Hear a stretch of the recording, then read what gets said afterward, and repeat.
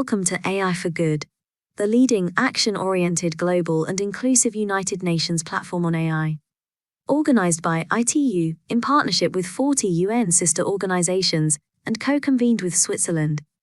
The goal of AI for Good is to identify practical applications of AI to advance the United Nations Sustainable Development Goals and scale those solutions for global impact. In today's session, we're counting on you to use the live video wall feature to ask questions and post comments to help create an engaging discussion. We encourage you to stay until the end, as we will hold a 30-minute networking session in the neural network. Here you can meet, ask questions to our distinguished speakers, connect, and chat with the AI for Good community. It is now time to kick off the session and welcome our first speaker. The floor is yours. Thank you very much, Anna. A very good day to everyone, and thank you so much for joining today's session.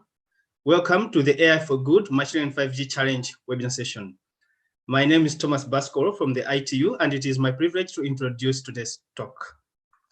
The Machine Learning 5G Challenge, it aims to create a community to solve network-related problems using AI and machine learning. And today we are excited to host yet another interesting talk from a distinguished professor, Professor Yonina Elder. And in this talk is about various approaches, model-based deep learning. And in this talk, she will give examples of model-based deep networks that will be discussed as applied to image deblurring, image separation, super resolution in ultrasound and microscopy, efficient communication systems. Furthermore, she will also discuss about model-based, how it can be efficient, especially in COVID-19 diagnosis using X-ray and ultrasound. And just a bit of an introduction. The speaker today, as already pointed out, is Professor Yonina Elder, who is a professor at Department of Mathematics and Computer Science, Weizmann Institute of Science in Israel. She is also the head of the Center for Biomedical Engineering. She has a visiting professorship at MIT, a visiting scientist at Broad Institute, adjunct professor at Duke University, and also a visiting professor at Stanford. She's a member of the Israel Academy of Science and Humanities, an IEEE fellow and a URASP fellow. She has received several awards to her in research as well as teaching. And also, before I start, I just want to make an announcement that the challenge, the 2022 ITU AI and Machine 5G Challenge, we have kicked off. The registration has started. We have several problem statements lined up for you. We will give out some information on the chat in the video wall. So now it is time for me to welcome Professor Yonina. Good morning, Professor. Good morning. Thank you for the very, very kind introduction, and I'm really excited to be here. Let me just share my slides. So are they okay? Could you see okay? Yes, that's all right. Fine. Wonderful. So thank you, and good morning or good afternoon, depending on where everyone is. It's really a great honor and privilege to have this opportunity to give this talk. This is an amazing platform, and I'm really excited and happy to be part of it. So what I want to talk about today is how we can merge traditional model-based methods, which we're accustomed to in signal processing, image processing, and communication systems, how we can merge that with deep networks in order to get interpretable methods that are very efficient, that can train from small amounts of data, that could generalize well, that could be robust, and could really have impact on a variety of different applications. So in the talk today, I'll try to give the fundamentals of what we mean by model-based deep learning, and I'm going to focus primarily on imaging applications and a little bit of communication applications. But of course, these ideas could be applied in a broader setting as well. And let me say immediately at the outset, we are really excited and we love collaborating with groups around the world. So if anybody finds any of these ideas interesting and wants to collaborate, please feel free to reach out to me. You have my email here. You could find me online, and we're really happy to collaborate. We're really happy to host students and postdocs, so feel free to reach out. So as we all know, today, deep learning has really revolutionized many, many fields with huge empirical success. particularly in areas where modeling is difficult on the one hand, but obtaining large training sets is feasible. And this is really where deep networks has had a lot of impact, including many, many areas in computer vision, many applications of speech processing, and of course, many more. So as we all know, we could do amazing things today with deep learning. In particular, we could use generative networks to generate fake faces. If you really want to do that, there's of course better things and applications to do with deep learning. We know that classification networks based on deep networks could surpass human performance in, for example, classification of images, which is of course very important. And there's many, many other really exciting applications of AI. But this great success, of course, comes with a price, and it's not always as ideal as it sounds. So first of all, to get these good results, we really need to have very, very large training sets, which is not always feasible. The computational cost could be very, very high, which again is not always feasible, especially if we have to retrain if the environment changes. And, this cartoon expresses that, training could take a very long time. It's not always clear if we can make sense of the results. So we get our results, but it's not always interpretable. And sometimes there's a feeling, and I'm sure anyone who played around with networks had this feeling that, you do something, it doesn't work, you tweak, you stir, and all of a sudden it does work. So, it seems quite sensitive. We're not always very confident about the results that we get. Robustness is a huge issue, especially if we're talking about applications that we've been working on, like medical imaging, or other applications where, life is at stake, autonomous vehicles, where, a mistake can't really be tolerated. Generalization is not very clear. So, we're all aware of the fact that if the test data changes a bit from the training data, then the results could be very unpredictable. And of course, even when everything works and we have large training sets and we have the computational time, the complexity could be huge. So GPT-3, for example, obviously a leading network in text translation, uses 175 billion parameters. So, that's a huge amount. Obviously not something that we could train on the fly, not something that we really have a hope of being interpretable. So the question is what we could do about that, right? How could we get different types of networks? So if we look back to what people did before deep networks became very popular in signal processing and communication problems, here we use model-based ideas. So typically in signal processing, the processing is based on a model. We start with some model of our problem. We have a particular model that we're going to be working with, and then we could use that in order to develop our techniques and in order to assess the performance of our techniques. So the nice thing about using model-based methods is that we could easily incorporate whatever we know about the problem. We can incorporate domain knowledge, we can incorporate structure, we could get inference from small amounts of data. We don't need large training sets, and we have very nice techniques to assess the quality of the solution. So we also know how well we're doing and where the pitfalls may be.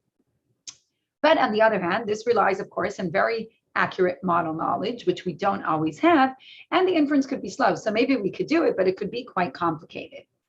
So what we've been interested in recent years, and a lot of our work in our lab has been focused in this direction, is to basically think of how we could get the best of both worlds. So how we could combine these model-based algorithms that have all of these nice advantages with learning from data, which of course is very powerful as well. And we'll see that by doing this, we could get deep networks that are compact, they're interpretable, and they're simple to train. So before we go into how we do model-based networks, I want to give some motivation from a very, very standard communication problem. So one of the most basic communication problems is symbol detection. So, we send bits over a channel, right? It could be a phone conversation that we're sending over the cellular network. And the main task in communication is obviously to detect the message, to detect the bits. So, we have a transmitter that's transmitting information. We have a receiver that is receiving this information. And in between, we can have many different obstacles. So we can have buildings, we can have cars that are moving. And, this creates some sort of interference channel or some sort of channel between the symbols that were transmitted and the signal that is received. So obviously, we're not going to receive exactly the transmitted symbols. And then at the receiver, we have some mechanism to detect the desired symbols. And if we make simplifying assumptions on the channel, then we could derive optimal receivers. So for example, a lot of communication networks today are based on the simplified channel that the model or the channel model is linear and Gaussian, so we assume there's a linear relationship between our symbols and the received signal that's incorporated here in this matrix A. And of course, we always have some sort of noise. So if we assume that everything is linear and Gaussian, then we could analytically derive the optimal receiver. And if we look, for example, at a likelihood, a maximum likelihood type receiver, then we end up with the well-known Viterbi algorithm, which is implemented today in almost all cell phones. And that is the optimal way under certain metrics and certain channels to detect the symbols. So this is very nice. We have an optimal receiver. We know exactly what we have to do, but it relies on the fact that we're assuming a very, very simplified model for the channel. Now, that worked well in channels that we had in the past, but when we look today at very complicated networks like IoT networks, everybody's communicating with everybody, machines are communicating with people, devices are communicating between themselves with people, the channels become very complicated, the noises become very complicated, it's very difficult to model all of this, and it also changes very rapidly. So in this case, using the optimal receiver may no longer be possible. Now, of course, there's been a lot of work in recent years, like in any field, of saying, okay, so let's just replace everything with a deep network. So we could take the optimal receiver we had before and instead train, any network that you want, ResNet, convolutional net, whatever network you want to train. And we could do that by simulating data, for example, and recovering the optimal symbols that we know we transmitted in a simulation setup. The problem is that in order for this to work, first of all, we have to have very large training sets and they have to reflect the actual environment. Now, of course, in a communication network, especially if we're talking about IoT, devices that are on and off in a quite random fashion, the channels are going to change very rapidly. So being able to train for all possible channels in advance is not necessarily going to be possible. We're also thinking of, sensor networks that have very low power. So doing anything that consumes a lot of power in training is not going to be very feasible. And of course, the other disadvantage is that when things are static, when we could estimate the channel, then we no longer get the optimal solution. So ideally, we want a solution that is optimal when everything is known. And then when the channel gets complicated, it could kind of learn on the fly and then go back to the optimal solution when things stay static. And we can't do this with conventional networks. So what I'm going to show later on is a model-based solution for that particular problem of symbol detection, which we call ViterbiNet, because it's based on the Viterbi decoder. And we'll introduce this later on. This is work with my very good collaborator, Professor Andrea Goldsmith. And what we'll see is that when we use this type of approach, of a model-based approach, we could train on the fly. So basically, we don't even send any training data. We train with a natural overhead that we have anyway in communication networks. And the nice thing is that we can see over here that what we get from the ViterbiNet, which is this red line over here, is almost the same as what we would get from the optimal Viterbi solution if we knew the channel. And of course, it's going to be much better performance than what we get with standard deep networks. So of course, later on, I'll introduce the ideas behind it, but this is just to motivate why this is a good approach. Okay, so in order to kind of move ahead and describe how we get these model-based networks, I want to give kind of a bird's eye view of model-based processing versus deep networks. And this is, of course, very, very simplified. So in a model-based network, we have an input. Let's say it could be a noisy image or the output of a communication channel. We have the desired output. So maybe that's a super resolved image or a clean image or the symbols that were transmitted. And we have some known relationship that we're assuming between the received signal Y and the desired function or output X. So we're assuming in advance that we know that Y is approximately G of X. And then we could find X by optimizing some metric. So for example, we could try to minimize the distance between G of X and what we observed Y. And of course, we could add regularizers, et cetera, et cetera. Now, typically, this problem won't have a closed form solution. So we'll end up with some iterative algorithm where we could use our favorite iterative solver. We could use gradient descent, stochastic gradient descent, alternating minimization, whatever we want.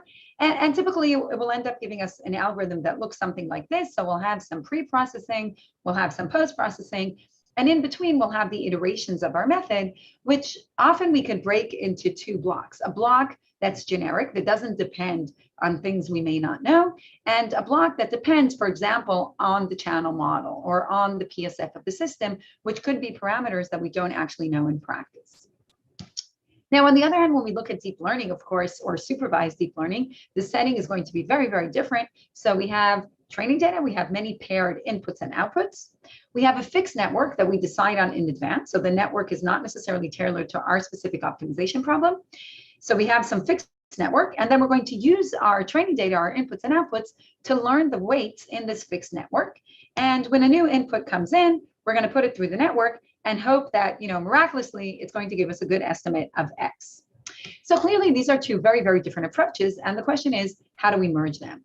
So there's many ways to do that, but what I'm going to focus on in this talk today are two leading approaches that we, and of course, many others have been working on. So the first is the idea of unfolding or unrolling, where we start with our optimization problem, and we use that to define the architecture of the deep network. And the second is kind of the opposite. So we keep our algorithm, we don't turn it into a deep network, but anytime there's a block that depends on something we don't know, we substitute just that block with a simplified network. So I'm going to explain next these two approaches. So the first idea, algorithm unrolling or unfolding, dates back to a really beautiful paper of Gregor and LeCun from about a decade ago, where they focused on this specific sparse recovery problem. I'll describe that later on in greater detail. And of course, many people have looked at extensions of that. So the idea in unfolding is that we take our iterative algorithm that we introduced before, we unfold it, which means we write down T steps, a finite number, usually a small number, like maybe 10 steps of the algorithm. This is what we see over here. So right now we're just implementing 10 steps of an iterative algorithm. But then in the final step, what we do is each one of these iterations depends on parameters which we may not know. So what we do in this final step is that we use training data to learn those parameters. And in that way, the architecture depends on the optimization problem and in fact on the solver that we chose, but the actual details in each layer are going to be learned from data. So those of you interested in this approach, we have a recent review we wrote on the topic where we go into much more detail. The second approach is a more hybrid or plug-in approach where we keep the algorithm. So this is the algorithm we would use in an optimal setting where everything was known. And any block that depends on something we don't know, we just replace by a network, but now it's going to be, a relatively shallow, small network that is easy to train because it's just one block. We're not doing end-to-end training here. And this is kind of the plug-in approach. So to summarize these ideas before I move on to application, basically what we said here is that, we have the two extremes. So we have the extreme of data-driven methods, right? Full-blown deep network. We have the other extreme of a model-based approach, which depends on domain knowledge. And both of these are trying to achieve the same thing, right? They're trying to get an input and predict some sort of output. And we've looked at examples of each. So two examples of model-based approach are the Viterbi decoder for symbol detection, sparse recovery, which we'll talk about shortly, but there's been many, many applications of using sparse recovery, for example, for image denoising, image deblurring, and these are all based on models. On the other hand, of course, both of these have equivalents in deep networks, meaning if we don't know, for example, the channel, then many people have introduced end-to-end networks for symbol detection. Many people have introduced end-to-end networks for image recovery instead of sparse-based recovery. So these are kind of the two extremes. And what we want to do is combine them. And we do that, for example, by the plug-in approach, which will lead to the Viterbi net that we've already mentioned, or by the unfolding approach, which leads, for example, to learned ISTA, which is an unfolding approach to sparse recovery already introduced in the original paper of Gregor and LeCun. So on a higher level, we basically have these two approaches. We could infer using a deep network, but the architecture of the network is inspired by the optimization algorithm, and that's the unfolding approach. Or we could infer by an algorithm. We're not inferring by a network, but within the algorithm, any block that we don't know, we replace by a network, and that's kind of the augmented or plug-in approach. So hopefully that gave you an introduction to how we develop these model-based networks and what we're going to focus on in the talk. And what I'm going to do from this point on is really kind of try and focus on various different applications so you can see how this works in practice. So we'll start by different applications to imaging. We'll then mention some applications to communication networks, and we'll end by just mentioning a little bit of theory that actually proves that these types of networks are better than networks that are not based on using the models. So let me start with the original paper of Gregor and LeCun, which looked at unfolding for sparse recovery. So just to remind you of the idea is that we take an iterative algorithm, we write it down several times, and then in each one of these iterations, instead of keeping them fixed, we learn specific parameters from data. So if we go back to the original paper of Gregor and LeCun, it introduced this idea in the context of sparse recovery. So in sparse recovery, you have some unknown vector x, which you assume is sparse, meaning it has a small number of non-zero values. And this problem has been looked at by many, many researchers over the past 20 years or so. We assume that our measurements are a linear transform of this sparse vector plus additive noise. And if we assume, for example, that the noise is Gaussian, then it's natural to try and look for the x that will minimize a least squares error, plus some regularizer that incorporates sparsity, and a popular regularizer is this L1 regularizer. So there's many, many papers that looked at this. A popular iterative algorithm for solving this optimization problem is the ISTA, iterative shrinkage and thresholding algorithm, which dates back to a beautiful paper of Dabouchi's from 2004. And basically the ISTA algorithm is a proximal gradient method. So you take a gradient step and then project onto the constraint set. So what you see over here is a step of ISTA. This comes from the gradient, and of course it depends on this model matrix A, and U is just the step size. And we have the projection onto the sparsity set, which in this case gives us a soft thresholding operator. So what ISTA would do is just go through hundreds or thousands of iterations of these steps until it converges to a sparse output. And what we do in unfolding instead is we write down, let's say, 10 steps of this algorithm, but then we free the parameters. We learn them from data. Now, we could do different levels of learning. So for example, we could keep these blocks and just learn the threshold. We could also learn these blocks. We could tie them, meaning we can make them fixed in all layers, or we can make them different in all layers. And these choices really depend on the amount of training data that we have.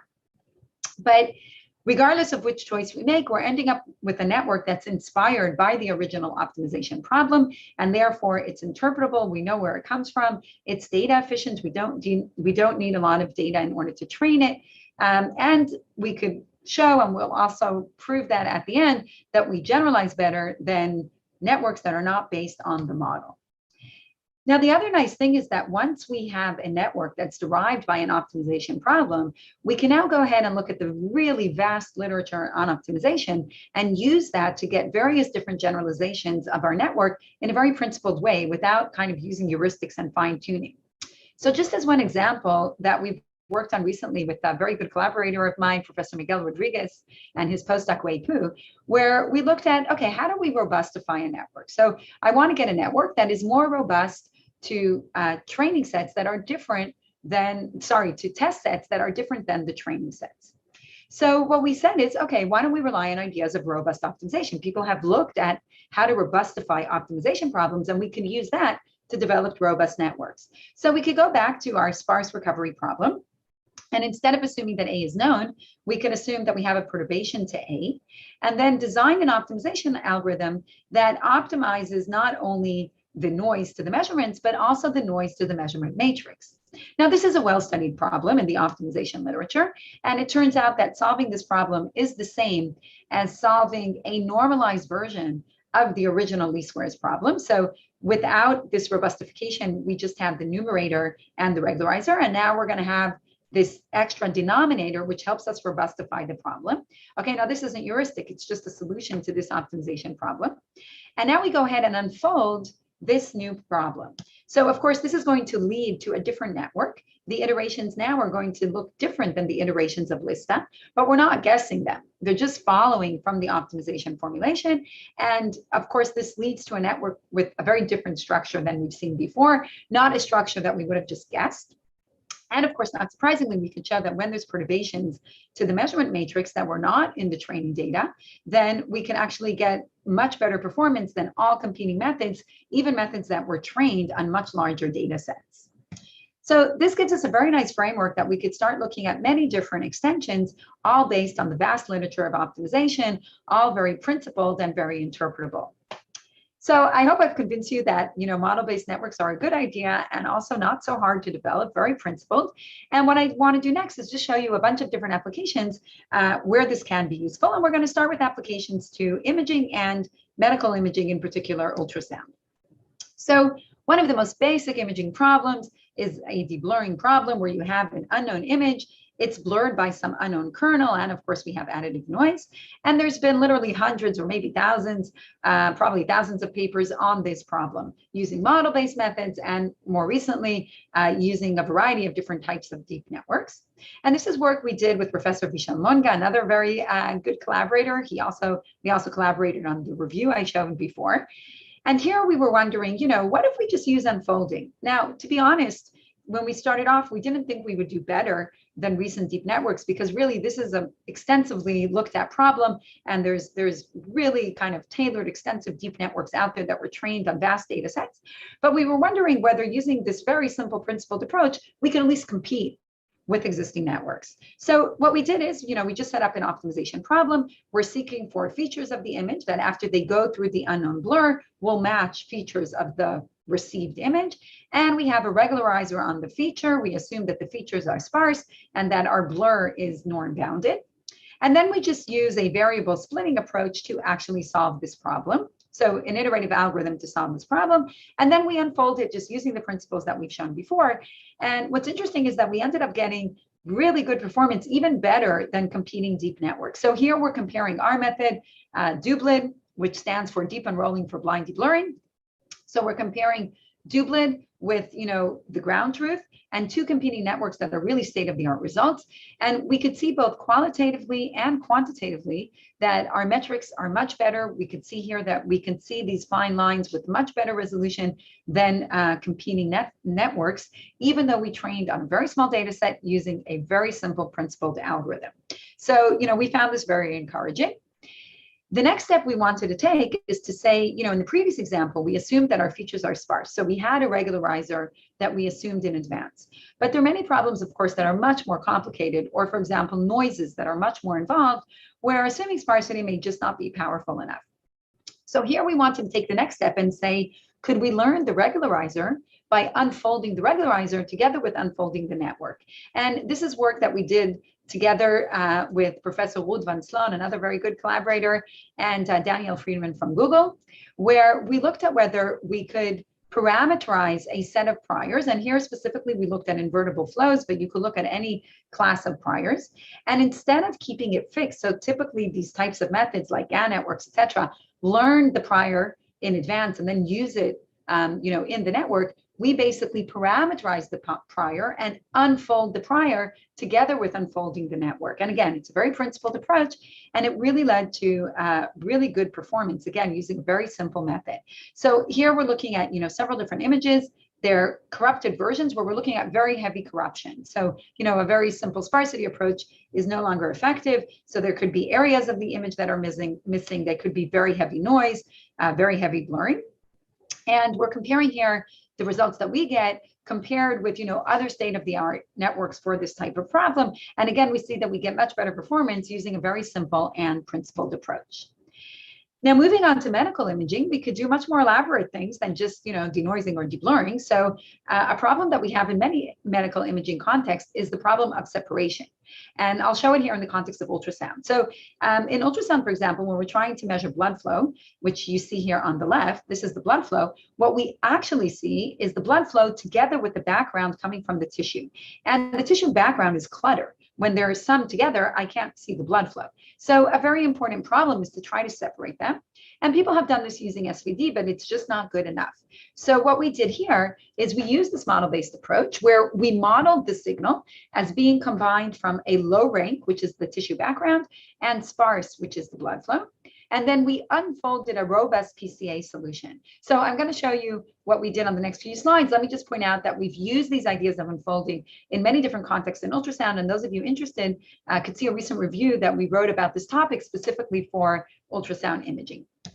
So here we looked at, and this is all true data. This is the data that we get. And you see that the clutter is very, very strong. This is actually just the tissue clutter, and this is the blood flow. And we modeled this as the data is a sum of the low rank plus sparse. We have a low rank regularizer for the part that we're modeling as low rank, a sparsity regularizer for the blood flow. Again, we use a proximal gradient approach, unfold it. And again, we get a very interesting looking network, not something that you would have guessed without doing unfolding. And after 10 iterations, we get really perfect separation of our data. So it's very powerful in this context as well. Another area where we've used these results in ultrasound imaging is in deriving or developing very efficient ultrasound imagers. And this is particularly important for, imaging in rural areas. So, today we could get good performance with ultrasound, but we have this big machine that's very costly and, of course, requires a lot of expertise in order to operate. What we want is to have a really simple probe that gives us very high quality.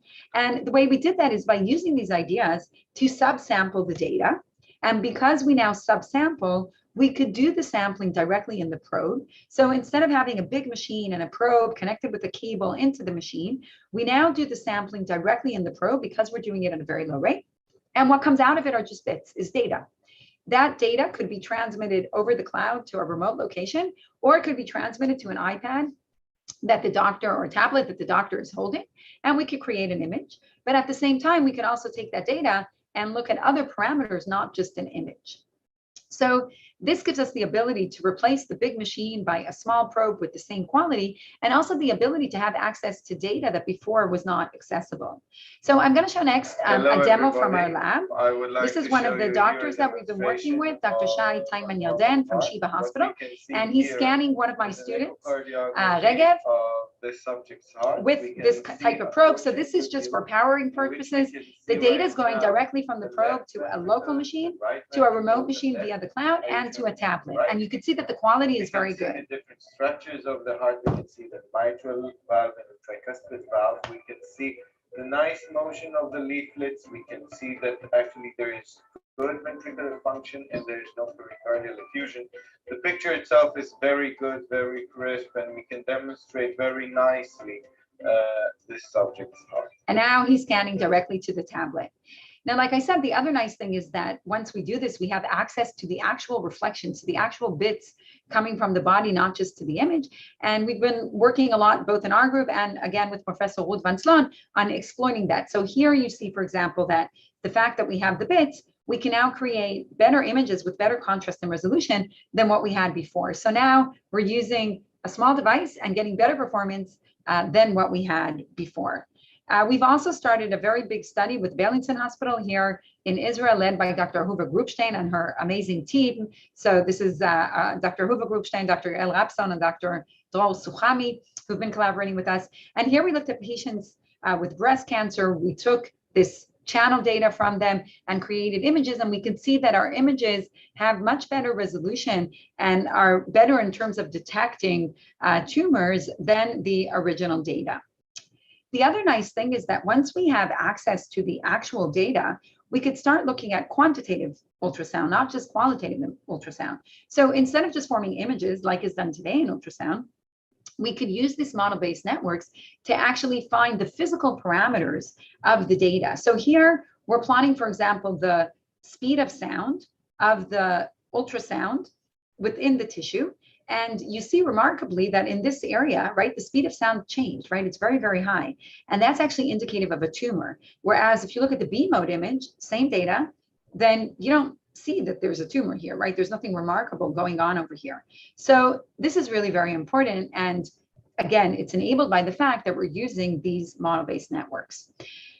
We also have begun looking at how we can use these ideas to develop wearable devices. So the fact that we could now create images with small amounts of data, we could get quantitative information, paves the way to having very, very simple wearable devices. So let's say, an ultrasound patch, which we could download the data very easily, do the processing and be able to detect all sorts of different clinical phenomena on the fly in a very simple way. We've also been using these ideas of model-based networks in different medical imaging applications, not just in ultrasound. So as one example, when COVID started within our biomedical engineering center here at Weizmann, we reached out to several different hospitals to see, where they need help. And one of the main things that were expressed, at least here in Israel at the time, was that they need help with rapid detection, because at that time, PCR tests took a very long time, and there was a lot of contamination within the hospitals. So we started with X-ray, because X-ray is very, simple and portable, and that was kind of the go-to that the doctors, at least in Israel, were using. And using these model-based ideas, we were able to get over 90% detection from COVID, which is, I think, quite impressive. And it really also relied on model-based knowledge. So just to show you that this is not a trivial problem, if you look at these 5 images, even a trained radiologist would have difficulty deciding which ones have COVID and which ones don't. So, some of these might be obvious. So, this here you see the opaqueness, and this is, kind of clear that it has COVID. This looks pretty good, so it's kind of clear that it's negative, but some of the others are questionable. So this, for example, is negative, although there's a lot of opaqueness here, so it's not so clear that it should be negative. This is positive, although it's probably, one of the best X-ray images that we've seen. So it's not always easy to detect, and the model-based network was able to do a really good job, better often than radiologists, and of course it did it on the fly without the radiologist having to spend a lot of time looking at the image. We also collaborated with Professor Libertero Demi from Italy to look at whether we could do the same thing with ultrasound. So of course, using ultrasound for COVID is much more involved because the ultrasound wave cannot propagate the lungs, but there's a lot of studies that show that although it can't propagate the lungs, from the artifacts, from its reflections, we could get indications of disease. And there's been a lot of work on this even before COVID. So we kind of exploited that work and used that as models in order to be able to develop networks that are model-based, also in the context of detection from ultrasound. And we were able to get close to 80% detection, which is very good for ultrasound because detecting COVID on ultrasound is really a very challenging problem. Okay, so that was kind of general imaging. I want to move on next to talk about how we can use these ideas for super resolution, and we'll focus on super resolution both in optics and microscopy and in ultrasound. So one of the fundamental problems in microscopy is the diffraction limit. So we know that we can't see details that are smaller than half the wavelength used for illumination. So if we're using an optical microscope, we can see cells and bacteria, but we won't be able to see proteins and small molecules. Now, in 2014, the Nobel Prize in Chemistry went to this really, really clever idea of super resolution using fluorescence microscopy, where the idea is that to take a super resolved image, instead of taking one high quality image, which is very hard to do, it beats the diffraction limit and we can't do that, we could take thousands of exposures and make sure that in each exposure, only a small number of fluorophores are actually fluorescing. So what that means is that instead of having one image, you're going to have thousands of images, where in each one of them, there's going to be, a very small number of green bright spots. And if there's a small number of them, you could just kind of localize them, sum over all the images and get a super resolved image. And this was really the idea behind the Nobel Prize, which obviously is a very clever idea. It gives very good spatial resolution, but at the expense of temporal resolution, because now to get a single image, we need thousands of exposures. So we wanted to see whether we can use these model-based ideas to get both good spatial resolution, but also good temporal resolution in order to be able to do live cell imaging, which is not possible today with the fluorescence microscopy idea. So what we propose to do first in a model-based framework is to actually look at the correlation. So instead of looking at the images themselves, we looked at the correlation, and I'll skip some of the mathematical modeling and just go to the end result. So we can show that the correlation between these images is very useful because, first of all, the images are going to be uncorrelated in the sense that the blinking of the fluorophores is independent. So automatically, this gives a structure to the covariance matrix. It's going to be very sparse because all the off-diagonal elements are 0. And the diagonal itself is going to be sparse because we only have a small number of blocks. So putting this all together, we, several years ago, together with a group of Professor Moti Segev, we developed what we call SPARCOM, Super Resolution Correlation Microscopy, where basically we took a small number of exposures so that we could do this very quickly in time. We computed the correlation and then used sparse recovery techniques from the correlation function. And this led to SPARCOM. Here you could see some results. So you see we're using 2 orders of magnitude less data than the competing methods. STORM is the method behind the Nobel Prize. So this already paves the way to live cell imaging, and we're even getting better spatial resolution, even though we use much less data. And this is really because we're exploiting the model. Now, of course, once we have a model-based method, it's natural to unfold it in order to not be sensitive to the system PSF and to other parameters. And that was the next step that we took. We performed unfolding, leading to learned SPARCOM, which gave us even better resolution from fewer data sets, and we don't have to know anything about the system. So this is really powerful, and we've been looking recently on how to exploit this for the first time for live cell imaging, and we're collaborating with a group of Professor Gilad Haran here at the Weizmann Institute, where in Professor Haran's group, they're very interested in viewing T cell receptors and in the dynamics during T cell activation. But today they're not able to see that at high resolution. And using these methods for the first time, we were able to see the dynamics during T cell activation because we could get very high spatial resolution and very high temporal resolution. Now, to be able to do this even better, we've recently developed what we call Autosparkum. So not only is it an unfolded version, but it's actually able to learn everything just from the incoming movie, meaning we don't have to do any training in advance. And we do that basically by self-supervision, okay? We learn only from the movie that we actually have. And what you see over here is that we could really do high resolution live cell imaging for the very first time. So that was exciting, and it paves the way to new methods in microscopy. The next thing we wanted to do is to see if we could also bring this into the medical domain. And immediately we turned back to ultrasound. Now, of course, in ultrasound, you can't inject fluorophores into the body, but what we could do is we could inject these microbubbles. Okay, so these are contrast agents that are used to improve contrast, but we want to kind of exploit them differently. We want to use them to improve resolution. So what we did is we injected this into the bloodstream, and then it's the same model we have before. These bubbles are flowing through the bloodstream. We could localize them using the same idea and get super resolved imaging. So this is a study we did again with the group I mentioned before of Dr. Ahuva Grubstein from Bellingham. And in this study, we looked at 20 patients with different breast lesions. And what you can see here is that the breast lesions, they all look the same. They all look something like this. We can't see within the lesion. So we can't know, for example, if it's benign or malignant. Now, just using contrast doesn't help. It just makes everything brighter, like you see here on the right. But after using our methods, here is kind of the magic. So here you see 3 different lesions, which here all look the same, right? This is what you'd see on a standard ultrasound, and they all look like, you know, these black holes. But after using our techniques, they look very, very different. And again, it's the same data.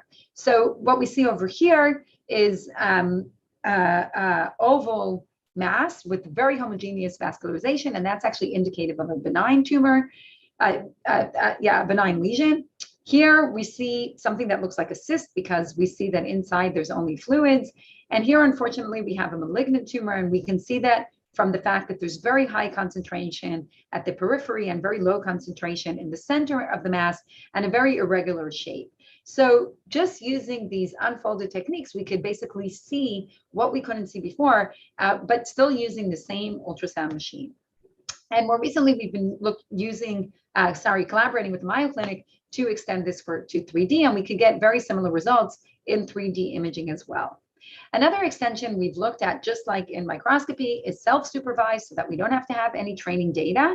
And, you know, just to briefly give you the idea, what we do is we take the incoming image, we use a model-based network to downsample it, and a model-based network to recover it, and everything is learned only from the incoming image.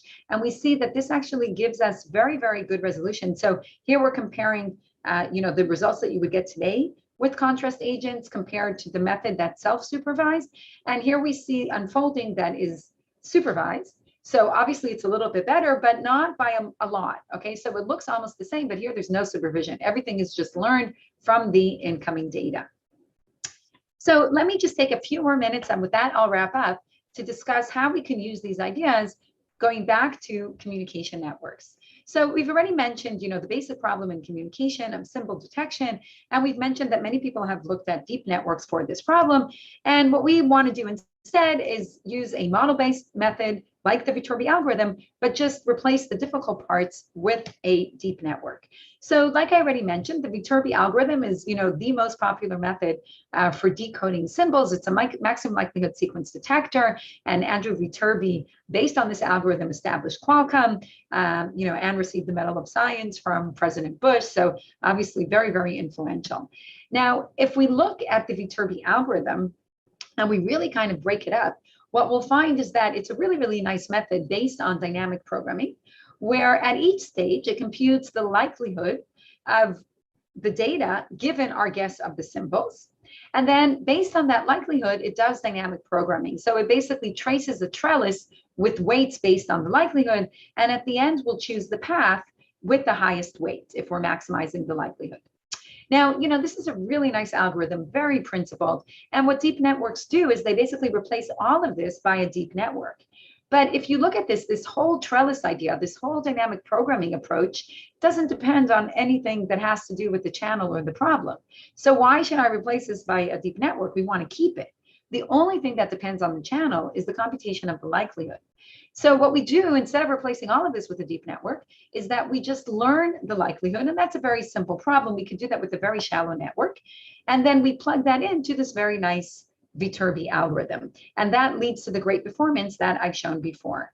Now, we can apply this to many other problems in communication. So, for example, another very popular approach in communication systems is using factor graph methods, where basically you take the underlying distribution, you factor it, and then you do message passing over the factors.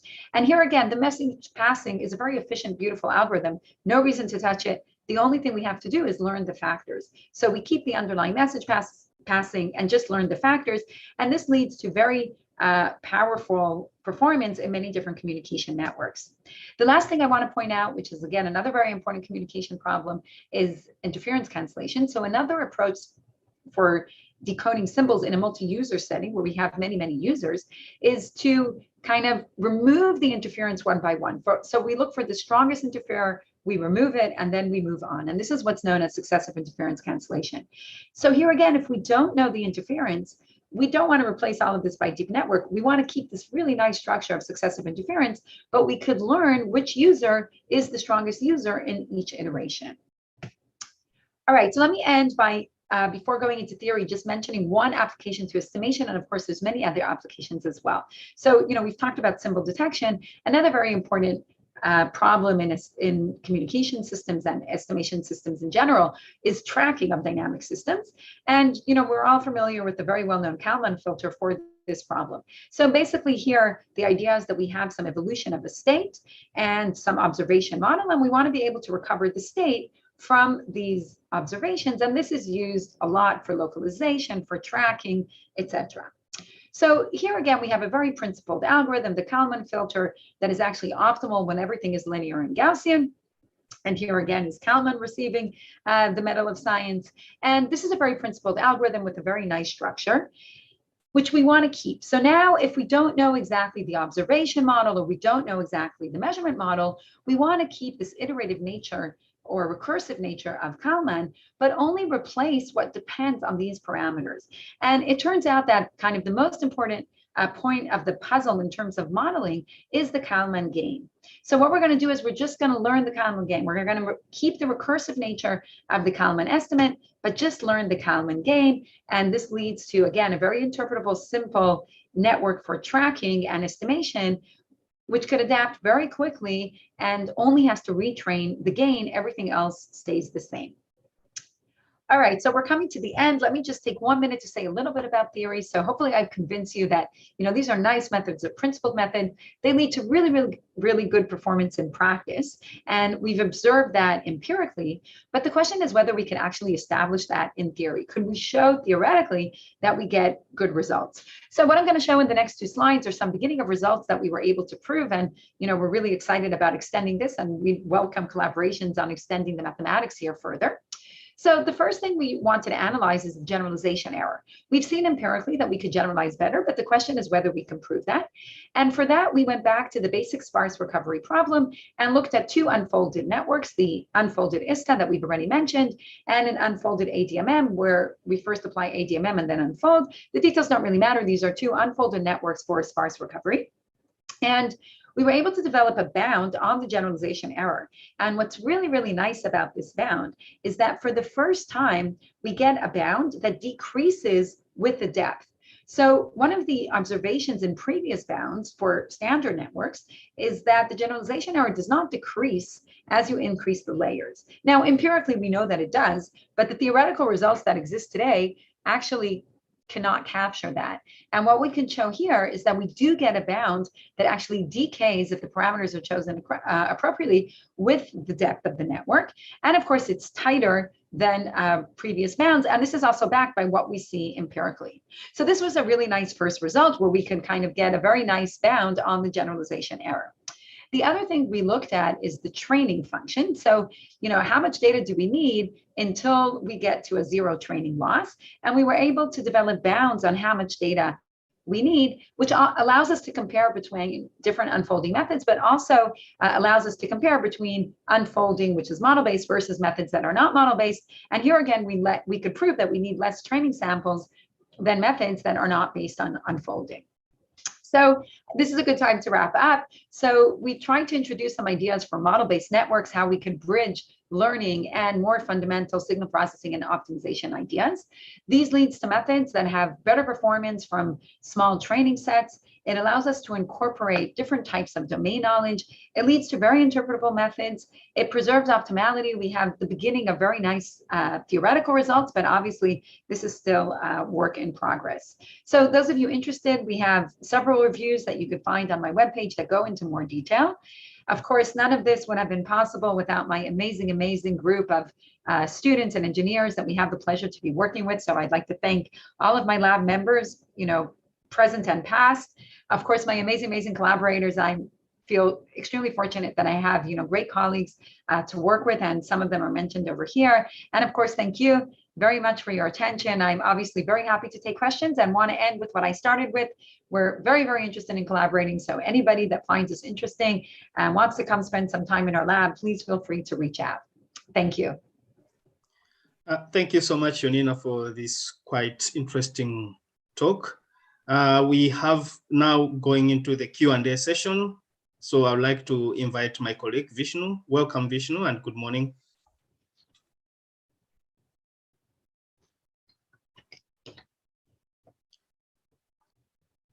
Hello, Vishnu. Can you hear me?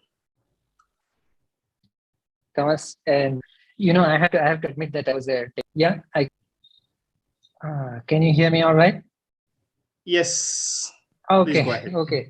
Yes. Good day, and thank you so much, Yonina. Excellent talk. I want to say that I was a data-oriented person, but you have successfully converted me. Thank you so much for that. These standards impacts, I want to ask about or rather comment about a very specific thing that you brought out. You mentioned about the ultrasound example. For example, in the ultrasound example that you mentioned, how do you determine this data which is sent over the air or over the network? That's quite an interesting problem. Is it based on the model that you create during the design? I guess there is a intercorrelation between the two, right? You have to determine the model and then determine what has to be sent over the network. And now comes the question of whether it should be standardized or not, because ITU, after all, it is a standard STO, standardization organization. So we are very interested in knowing your comments on it.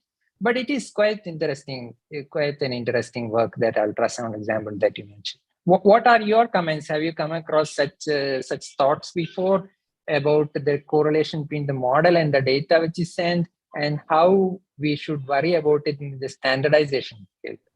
Yeah, thank you very much. So really, really good question. So yeah, obviously the data that I send depends on some underlying modeling assumptions. What we did in the case of ultrasound is we don't model the tissue, because the tissue will change, right? I mean, different people will have different properties, different parts of the body will have different properties. What we're modeling really is the machine, and that we know because it's a man-made machine. So, I know how ultrasound is formed. It's formed by a pulse that I transmit, I get pulses back, and that is always the case, irrespective of the tissue or the particular part of the body that I'm looking at. So the modeling is really more based on the fundamentals of the physics of how ultrasound operates, rather than the particular thing that I'm imaging. So we started with a model-based approach, not learned. And in the model-based approach, again, we used the physics, and that was quite successful and worked well. Of course, moving into learning, we can use that physics-based approach and fine-tune it by doing learning on several data sets, just to kind of fine-tune the model. So your question is a really good one. And of course, we always have to worry about that when we're looking at structure-based or model-based methods, having nothing to do with deep networks, right? Just in principle, all signal processing is based on models. And clearly, you know, if the model is wrong, then I'm not going to get good results. So the way to overcome that is that we really try to look at models, especially in these man-made systems, that are, we model what we know. You know, we really try to focus the modeling on what we know just from engineering principles. And then we can use the learning to fine-tune that in case there's deviations. Mm-hmm. Yeah. Thank you so much. Thank you so much. That makes sense. In fact, actually, that leads to my second question, which is about handling these rare conditions, error conditions, because the model should be built so much that, I mean, I guess so much homework that I guess you should be able to handle the rare conditions and error conditions. This is a problem for us also. I mean, the wireless networks, we face the same problem. So in this approach, in the data-based approach, actually, this is a bigger problem, because you need the data which is rare, which should represent rare conditions. What are your comments on this in the model-based approach? Yeah, so again, you know, the advantage of incorporating models is that the models do not depend on these rare conditions. And therefore, it stabilizes the network so that the backbone of the network is based on something that is fundamentally true.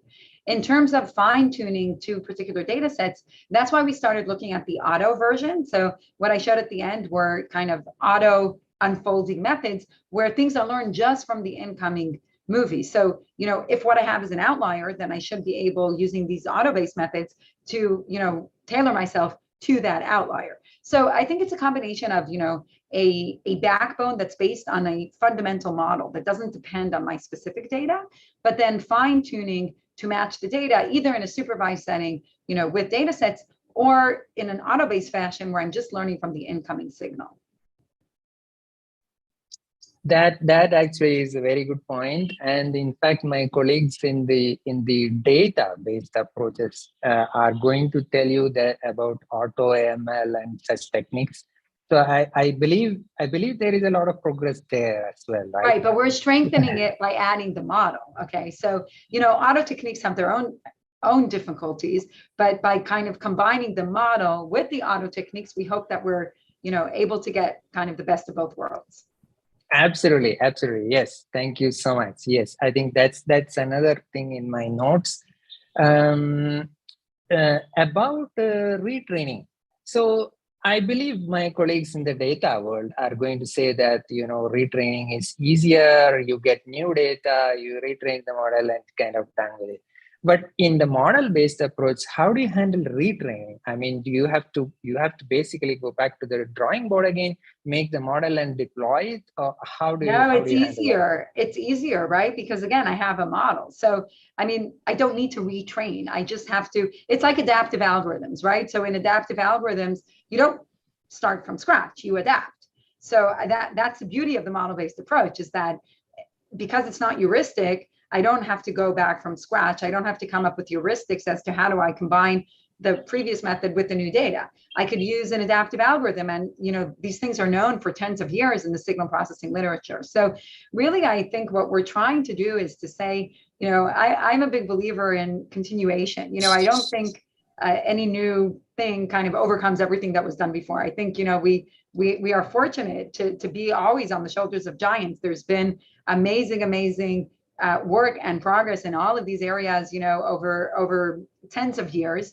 And I want to benefit from that. I don't want to throw it away and replace it by something new. So instead of in each scenario having to think from scratch, how do I address this problem? I'm saying, you know, people have addressed all of these problems in the past, not in a learning setting, in a model-based setting. So now what I want to do is take their wisdom, which has proven itself, and adapt their wisdom, of course, to the learning setting, but in a very principled way. So all of these problems become easy because I could go back, let's say, again, tracking, right? So I go back to the Kalman filter and, you know, I do a model-based version of Kalman, but then I get tracking for free. I'm not making it up. I exploit the wisdom of Kalman. Same thing with the Viterbi network, right? I mean, Viterbi already had the brilliant idea of using dynamic programming to solve that problem. So, why replace that with the network? Dynamic programming is super successful. All of our phones use it. So why would I replace that by something totally new that I don't know if it's robust, I don't know if it generalizes, I have to make everything up from scratch. What I'm saying is, no, there's amazing smart people who did amazing things in the past, and I want to exploit that. I don't want to start from scratch. Interesting. Yeah, thank you so much. Access to the experts. Yeah, so that's the next one in my notes. So I believe this is making a lot of difference. I believe this is an important factor. In fact, I have heard this several times, that you need access to experts to make these models actually. So and the experts are costly. I mean, you guys are busy. So how do you get? Is that a constraint? Is that what do you mean access to experts? You mean in designing networks? I'm not sure. Yeah, but again, to design the models. Yeah. So again, I'm sorry that I keep on saying this, just because I am enthusiastic about these ideas. So, and I could tell you from my own experience. Okay, when we use black box deep networks, a student comes in, they want to train a network. It takes them months, right? Because they have to, there's tricks of the trade, and they have to learn how to do it and play around with parameters. And in a paper you see beautiful results, but it's always the tedious work of many months of a student sitting by a computer and playing around with parameters.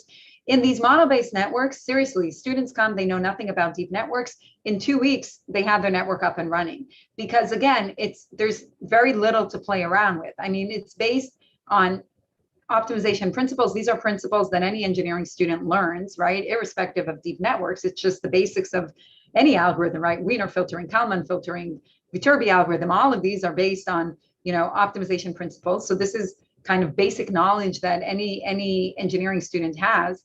And to get that into a deep network, they have to learn these concepts that I just presented, but they're very simple concepts. They're not deep mathematical concepts. And it works. I mean, the playing around with it is really much less than an arbitrary deep network. So, I would say, I think it's easier for students. If you're talking about just, a person on the street, right, who doesn't have background, then, obviously it's easier for them to download some software and put blocks together. But, and that's fine. And it's good for certain things, but, do you trust a system built by someone who doesn't really know what they're doing and just downloads different blocks, right? So I think the question is, what are you doing it for? And if I'm thinking of the applications, we're concerned with, are applications of, that affect humankind. So medical imaging, autonomous vehicles, you hope that there's an expert behind that, right? I mean, it's not going to be someone just downloading building blocks and putting them together. So I think you need expertise to do anything, right? Which is a good thing, right? I mean, again, doctors learn for years to be doctors. You don't expect that you're going to go into hospital and someone who didn't study anything is going to put some blocks together and you're going to get your diagnosis. I mean, I don't think any of us want to be diagnosed that way. So obviously you need expertise. I think my point is that actually these model-based networks need more focused expertise and not just arbitrary, a lot of playing around with or know-how, right? Yeah, you have to know the basic material, but again, you expect that somebody diagnosing patients knows their basic material. The gap between that and developing a model-based network is much smaller than the gap of just, having some domain knowledge and then doing an arbitrary deep network. Mm-hmm. Thank you so much. Yeah, very interesting answer. In fact, I also think that the availability of benchmarks, well-known benchmarks, standardized benchmarks, that's another thing. I was looking at your video that you showed just now, and it's quite clear that one has to know whether it is what the output is really trustworthy. This is something which is correct or not. It depends upon benchmarks as well. So yeah, thank you so much. It is a very interesting answer. My last question is going to be about, in our field, we see these large models which are trained with, I think you mentioned about GPT as well. So such models are now coming with the tunable overlays, I should say. So which you can tune and adapt to perform specific types of inferences. How do you compare this model-based approach with this large models plus tunable parameters? Yeah, no, that's a really, really good question. And we have been looking at that recently. So first I have to say, a lot of things are a question of context. So the applications that I'm geared towards are applications where I don't have huge data sets, where, the environment changes rapidly. Again, medical imaging, you'll never have large data sets. Every patient is individual. It's very hard to collect data. Autonomous vehicles, you're driving, things change on the fly, communication channels. So obviously there's applications like speech or like certain computer vision applications in Facebook, Google, etc., where, the setting is different. You have enormous amounts of data and the environment is not changing. So, clearly in settings where everything is static and you have enormous amounts of data, you could get really good results by black box deep networks. So, my point is not to say that black box deep networks don't work. My point is that first of all, they're black box and they're not interpretable. But my main point is that for those to work, you have to be in those types of settings where you have massive amounts of data and things are not really changing. That's not the case in the applications that we're looking at. So, the context here is very important. So, yes, sometimes you could get the same performance that I would get, but, I'm going to get that from 3 training samples and with a network with 10 layers, and the competing network might have hundreds of layers and tens of thousands of training samples. So the performance may be the same. I'm just getting it with much smaller data sets and in an interpretable fashion.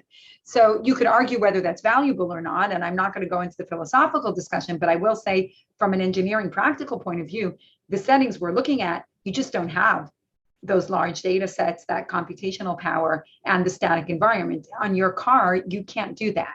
Okay, and again, on a portable ultrasound device, you can't do that. So to begin with, we're interested in applications where it's not an option. You're not going to get good results from the amount of data that you have. So that's just to give context.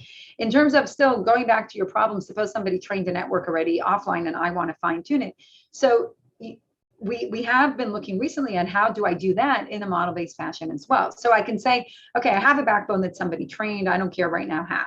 And now I have my particular problem that I want to fine tune, but I can fine tune in a model-based fashion. So I guess my point is, I don't see how you ever lose by using what you know. Okay, so, if it's a model-based problem, and again, the problems we're looking at are, then there's a lot I know. So if I use the knowledge I have, I can only benefit. The question is, how do I use the knowledge I have?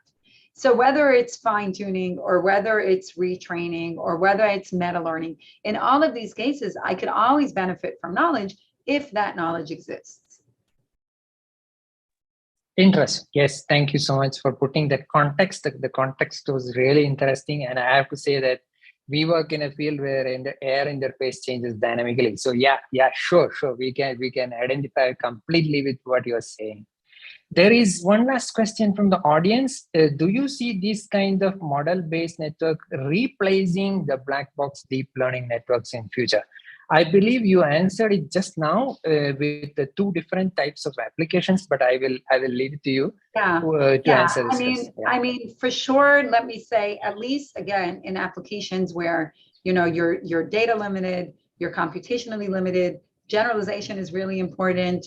And, there's a lot at stake. So we're not talking about whether, I mistake a dog for a cat. If I mistaked cancer for non-cancer, or I made a turn and ran over a pedestrian, the outcome is very important. So I think at least in, and, I'll be modest here, right? I'll say at least in applications where you don't have a lot of data, where making a wrong decision is important. Actually, it's not, something that you could just kind of move over, and you don't have huge amounts of computational power, then definitely I think that this is the way to go. And I have to say that, again, in these types of areas, like in communication networks and automotive applications and in medical applications, people are not using deep networks like they are in other fields. So, people coming from computer vision or speech, of course, deep networks are state of the art today, but that is not the case in the medical field or in the communication field or in the vehicle field. They are not using deep networks, and they're not using them because they're not trustworthy for them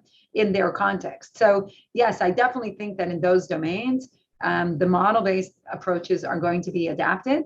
There's other areas, like I said, in speech, computer vision, et cetera, where you don't need them, right? Again, you have large training sets and you could do remarkable things. And, I think like anything, expertise is important. So you have to know the setting in which you're working in. And obviously, if you're Google or Facebook and have all the images in the world and all the computational power in the world and all the brain power in the world, then you could do amazing things.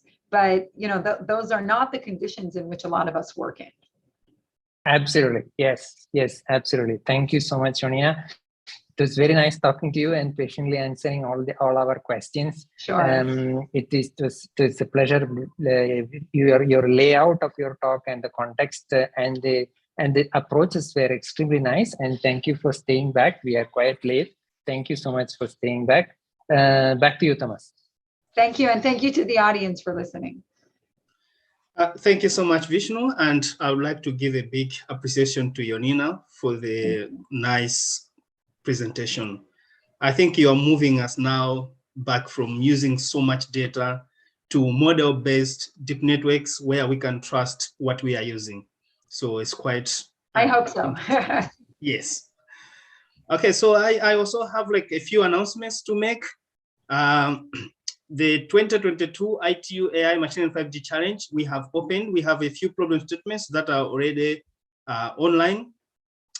For those who are interested to participate in the challenge, you can check on the link that has been shared in the chat. On top of that, I would also like to make an announcement that we have launched the ITU Challenge Compute Platform. This is the state-of-the-art compute platform, so the participants in the challenge, those who doesn't have access to compute, because we understand that some students or some participants have access to good compute in their institutions. But for those who cannot manage to have compute, we will give them free of charge. So thank you everyone for participating in the challenge webinar today. And once again, I would like to give a big appreciation to Yonina for the presentation. So at this time, I would like to end the webinar. Thank you very much for participating and have a wonderful day. Thank you.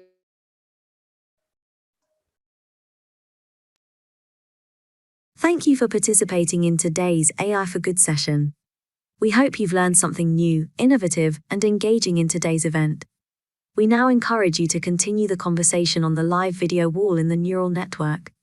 Here you can ask questions, like and comment, share links, complete the satisfaction survey, connect with interesting profiles, or speak one-on-one using the chat and video function.